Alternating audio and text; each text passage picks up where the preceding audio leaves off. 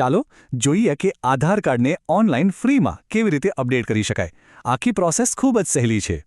જો આધાર કાર્ડ બન્યાને 10 વર્ષથી વધુ સમય થઈ ગયા હોય તો આ અપડેટ કરવું બહુ જ જરૂરી છે.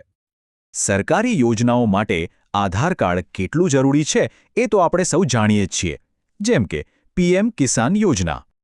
અને હા, આ તારીખ ખાસ યાદ રાખજો, 14 જૂન 2026. ત્યાં સુધી આ સર્વિસ બિલકુલ ફ્રી છે.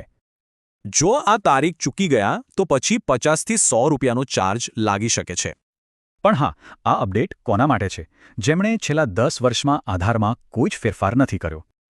અને સૌથી સારી વાત, આ કામ મોબાઈલ પર જ ફક્ત 5 મિનિટમાં થઈ જશે. ચાલો સ્ટેપ બાય સ્ટેપ જોઈએ. સૌથી પહેલા UIDAIની ઓફિશિયલ વેબસાઇટ પર જવાનું છે અને પોતાની ભાષા પસંદ કરવાની છે. ત્યાં આધાર નંબર અને કેપ્ચા કોડ નાખો.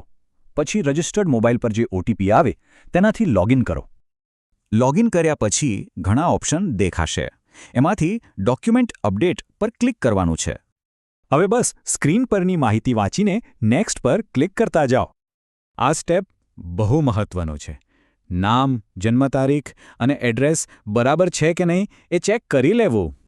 વેરિફિકેશન માટે હવે 2 ડોક્યુમેન્ટ્સ અપલોડ કરવાના રહેશે. એક ઓળખનો પુરાવો અને બીજો સરનામાનો. એક સહેલો રસ્તો એ છે કે વોટર આઈડી કાર્ડ અપલોડ કરી દો. એ બંનેમાં કામ આવી જશે.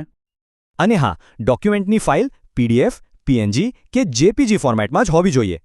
તો બસ બંને પુરાવા અપલોડ કરો, ચેકબોક્સ પર ટેક કરો અને નેક્સ્ટ દબાવો. હવે છેલ્લી વાર કન્ફર્મ કરવા માટે ઓકે પૂછશે. એના પર ક્લિક કરતાં જ ડોક્યુમેન્ટ સબમિટ થઈ જશે. અને બસ થઈ ગયું. સ્ક્રીન પર સક્સેસ લખેલું આવી જશે અને અમાઉન્ટ 0 દેખાશે. અહીંથી એકનોલેજમેન્ટ સ્લિપ એટલે કે પહોંચ ડાઉનલોડ જરૂર કરી લેજો. એ ભવિષ્યમાં કામ લાગશે.